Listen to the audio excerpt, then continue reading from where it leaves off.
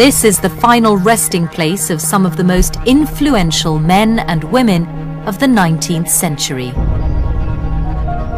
Tucked away amongst these memorials to the great and the good are the graves of three largely forgotten pioneers. Baron Headley, Marmaduke Pickthall,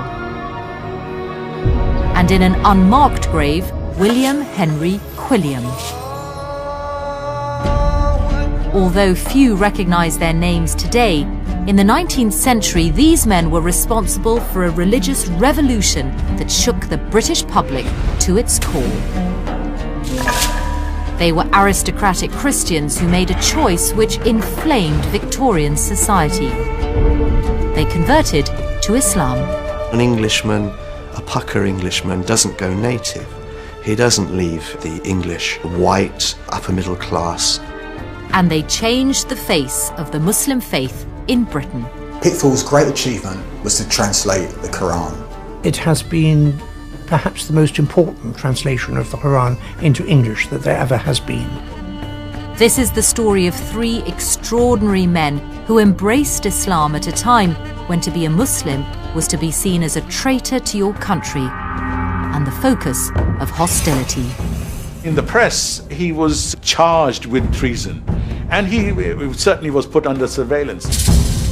I think to rebel against his parents and to change his religion, I think it did break his mother's heart.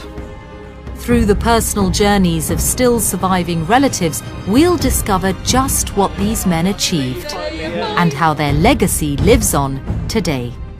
My impression of Islam sat within post 9/11 thinking and the emphasis around fanaticism.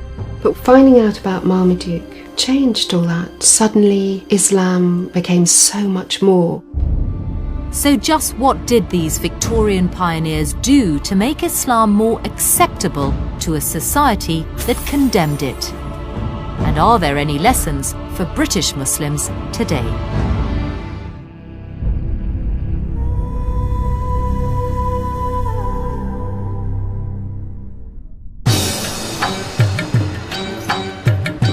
Liverpool. Today it's home to nearly 25,000 Muslims. This is the city's largest mosque. Built in 1965, it would appear that this Muslim community is relatively new to the city. But far from it. A century ago, Liverpool was a flourishing port, and Muslim sailors from India and the Far East would have been regular visitors.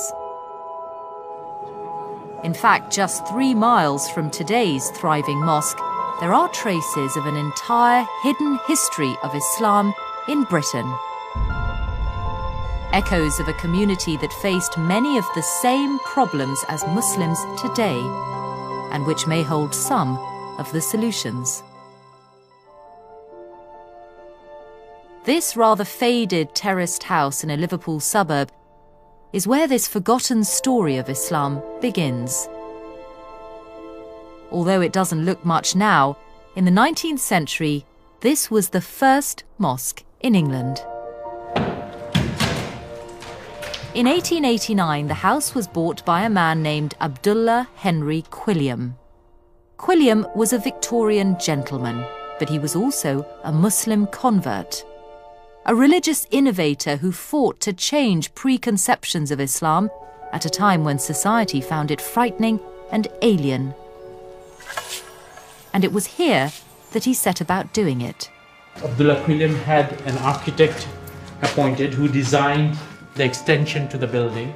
Ghalib Khan is the chairman of the Abdullah Quilliam Society. You can look at the arch designs that was made. A few steps down is the mosque. The preaching was done from that corner there where Abdullah would be standing. Against the odds, Quilliam established this not only as a mosque, but as a flourishing Muslim institute with its own printing press and an orphanage. It was the centre of Islam not just for Liverpool, but for the whole of Britain. Allahu Akbar, Allahu Akbar.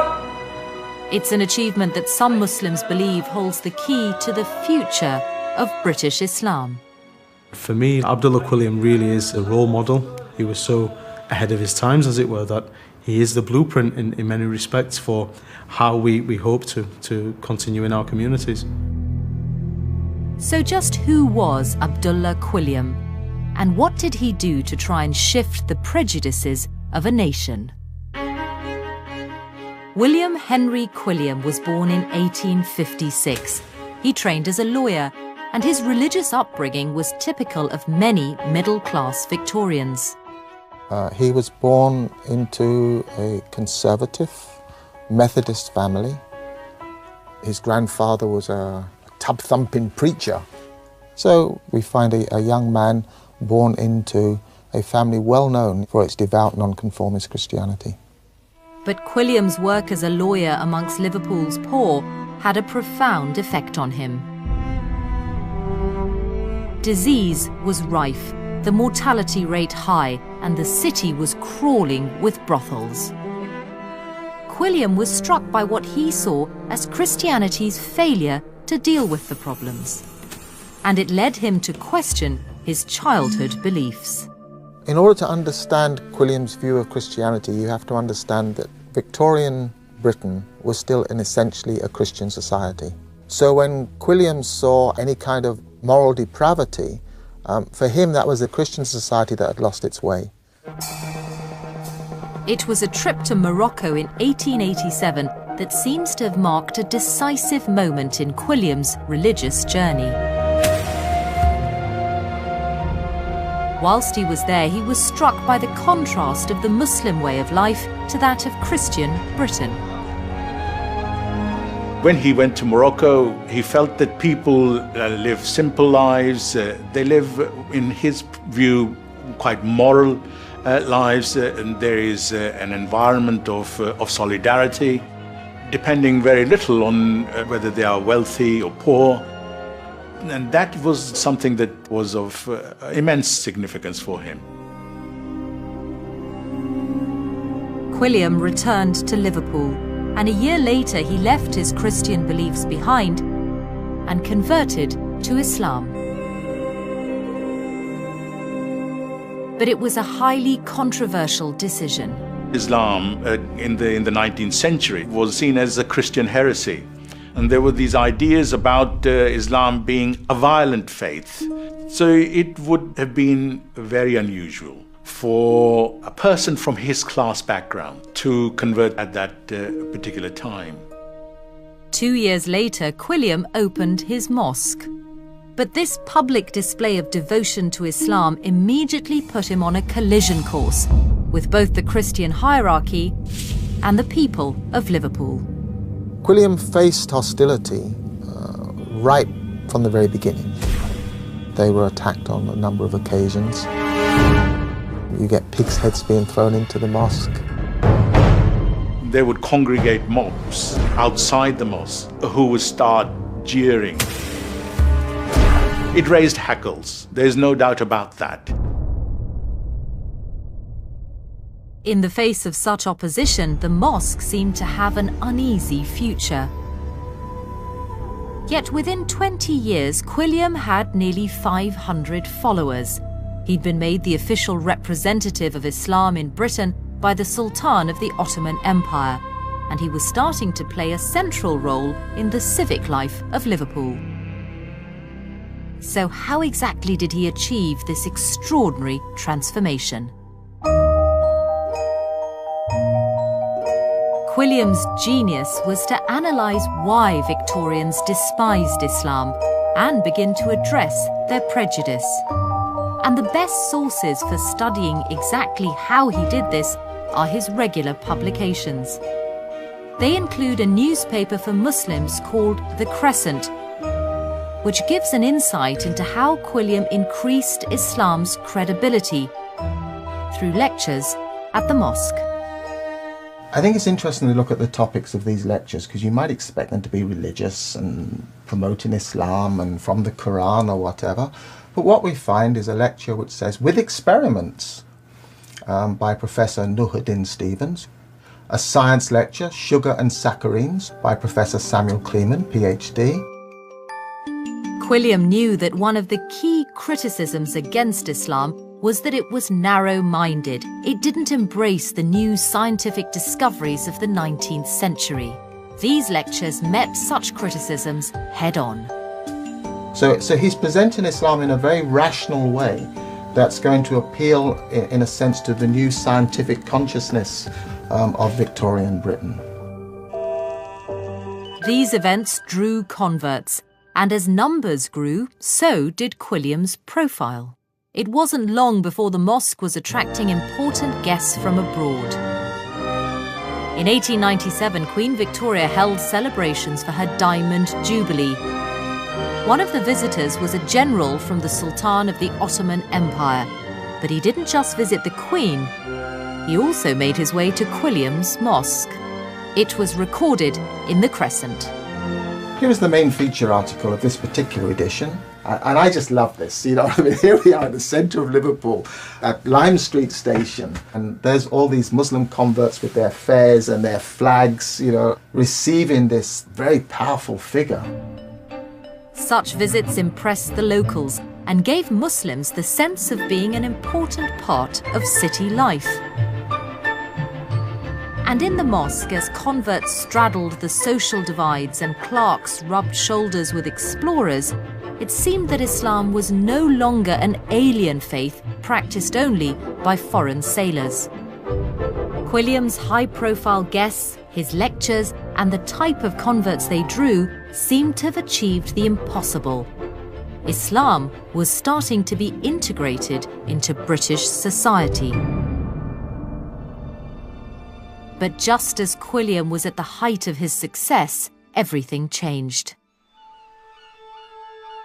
In June 1908, he and his eldest son left on what was supposed to be a 6-week trip to Istanbul. No one knows exactly why, but without any warning, they mysteriously disappeared. After some months, his youngest son, who stays behind, begins to dismantle everything that Abdullah Quilliam had created.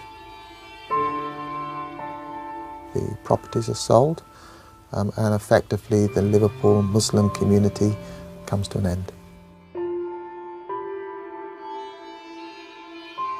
With the disintegration of Quilliam's mosque, the outlook for Islam in Britain appeared uncertain.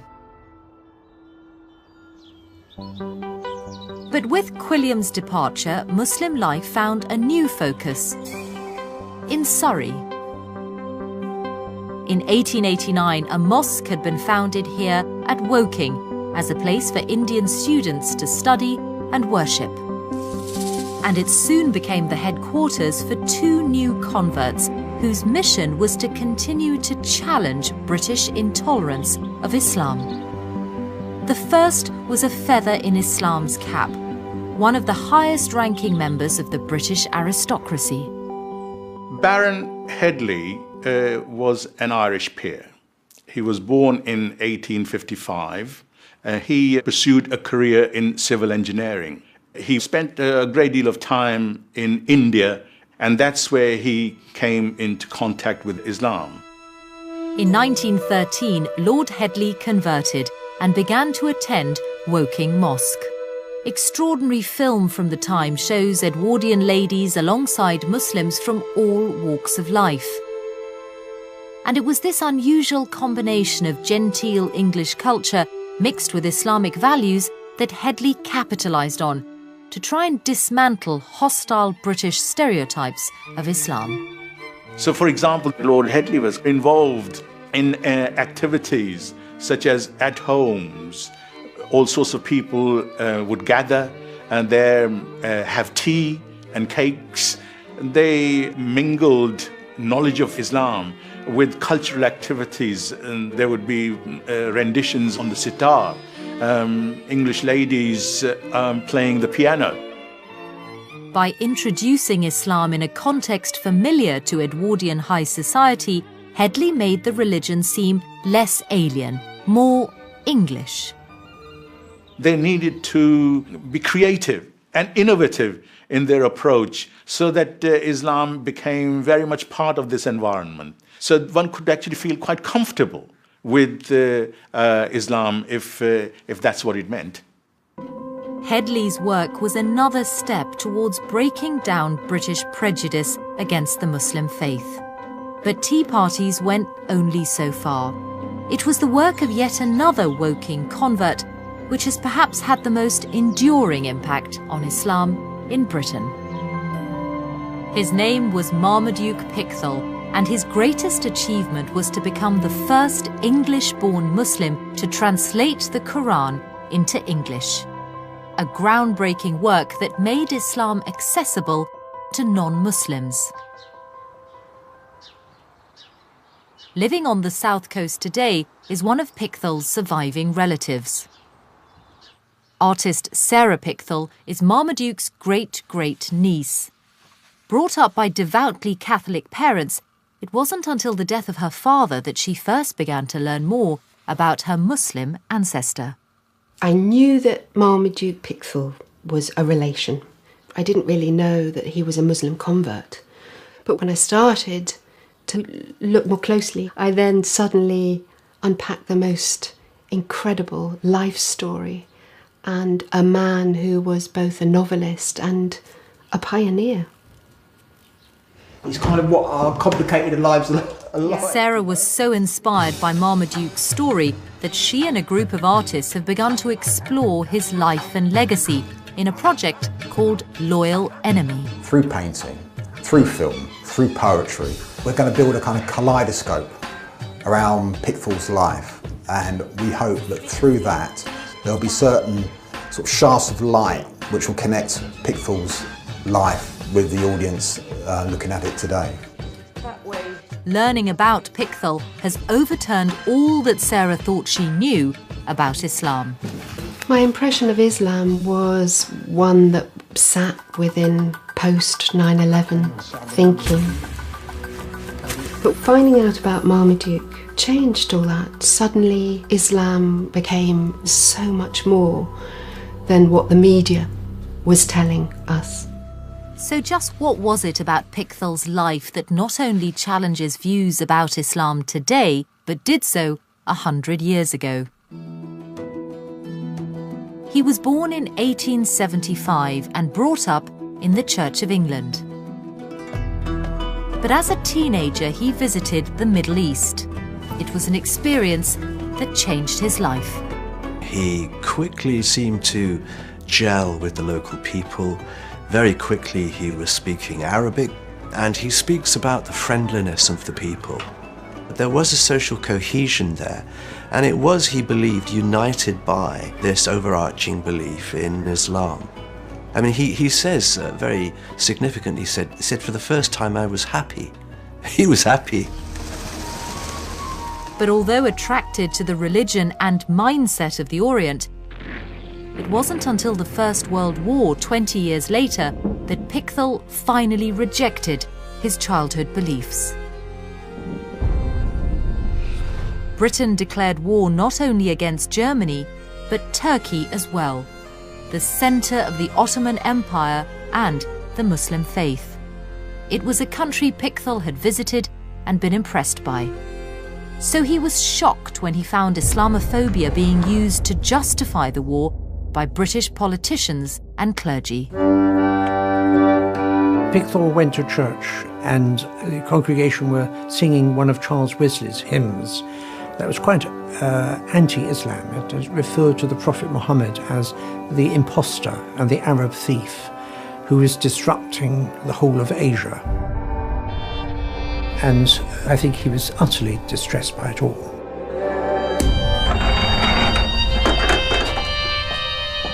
Pickthall left the church before the end of the service and never again considered himself a Christian. In 1914, he converted to Islam. It was a decision that ultimately transformed him from innocent traveller and novelist to an enemy of the state.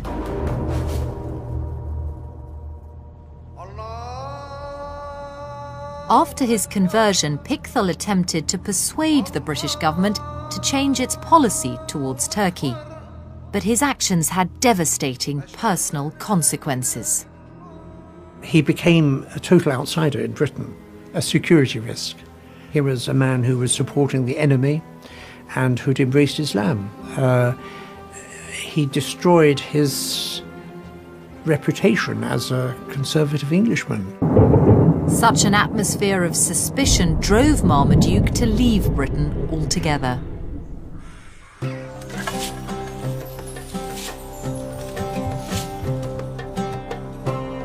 He moved to India, which became his home for the next 2 decades. But although he was nearly 5,000 miles away, his actions would still have a huge impact on Muslims back in Britain. It was here that he undertook the most important work of his life, a pioneering translation of the Quran from Arabic to English. Published in 1930, it was seen as a milestone in the history of translation. This is an early edition of Pickthall's translation of the Quran, and the remarkable thing is that it's the first time a believing Muslim has translated the Quran who was also a native speaker of English. He was also an accomplished writer, and he transfers all these skills to his translation of the Quran. Although there had been previous translations, they were renowned for their anti-Muslim bias. These translations came with notes at the bottom, and these notes reflected prejudices that Muhammad couldn't possibly have had a revelation, that much of the Quran was copied from Jewish and Eastern Christian sources. So when Pickthall's version finally appeared, because the notes that exist in that translation are the notes of a believer, and they take into account the standard authoritative commentaries on the Quran, then you would be drinking from a purer source.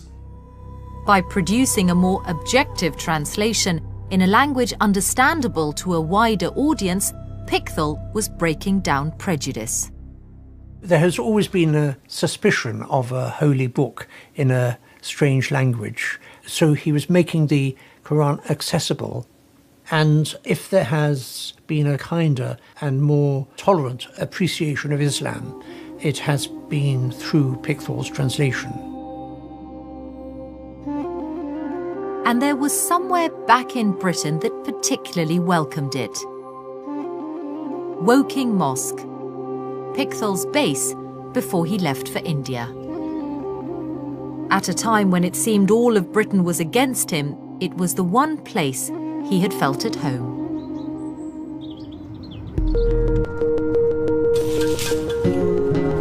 The mosque is somewhere that Sarah Pickthall has always wanted to see, and this is her first opportunity. I think Marmaduke would have been pleased for me to visit a place that was so important to him, just to see the impact he had there. I think he'd be really pleased that I was coming. Yep, just in here.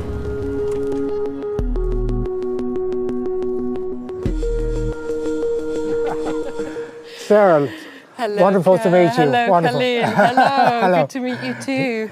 Your great-great-uncle would have been here many times. Khalil Martin, like Pickthall, is a convert and has agreed to show Sarah around. So, here we are. This is the Shah Jahan Mosque, Woking. It's a flourishing mosque at the heart of a vibrant Muslim community. There must be at least 10,000 Muslims living locally in the vicinity. And when this was built, there wasn't one Muslim living anywhere near to the mosque. It came to very different from Marmaduke's time, isn't it? It's changed a lot. Yeah. Although Pickthall only spent 3 years here, a century later his influence can still be felt, in a way he could never have imagined. It's interesting, I've just downloaded a Quran application for my iPhone, and the English translation that's offered for the Quran app is Marmaduke Pickthall's. Yeah. That's great. Yeah, so that his feels legacy, contemporary. Yeah, his legacy is living on. Feels contemporary. Yeah. That's great to hear. Yeah. Do you feel that being here? And for Sarah, there's one more stop. And this is Professor The library where Pickthall would have worked, here is, and where some of today's members of Woking Mosque are keen to meet Marmaduke Pickthall's great-great-niece. Space to the name. That's brilliant. And to talk to her about their experience of his Quran. This translation is by your great uncle. So, beginning with verse 18, Mary said, "Lo, I seek refuge in the beneficent one from thee, if thou art God-fearing." Angel Gabriel then replied, "I am only a messenger of thy Lord, that I may bestow on thee a faultless son." So that is from the translation according to your great uncle. Do people find it easy as a translation? Yeah, it's a little bit. Some words are thou, a little thee. bit, yes, thou and thee. Yes. Yeah. There were a lot of these and thous. Otherwise, it's very interesting. Very much so. This was the first translation that I read. Was it? Absolutely, yeah. So personally, it's important to me as well, definitely. Yes. Pickthall, like Quilliam and Headley before him, helped to demystify Islam, and his work continues to inform and encourage new generations.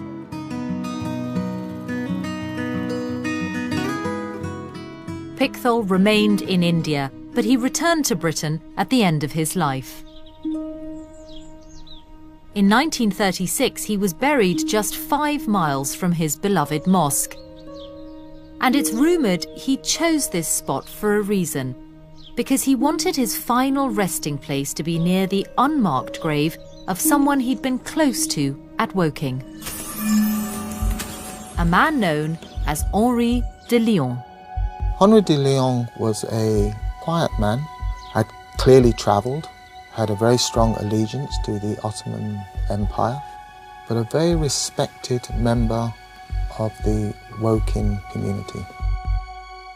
But Henri was not all that he seemed. He was none other than Abdullah Quilliam. Like Pickthall, he too found his faith put him at odds with British foreign policy.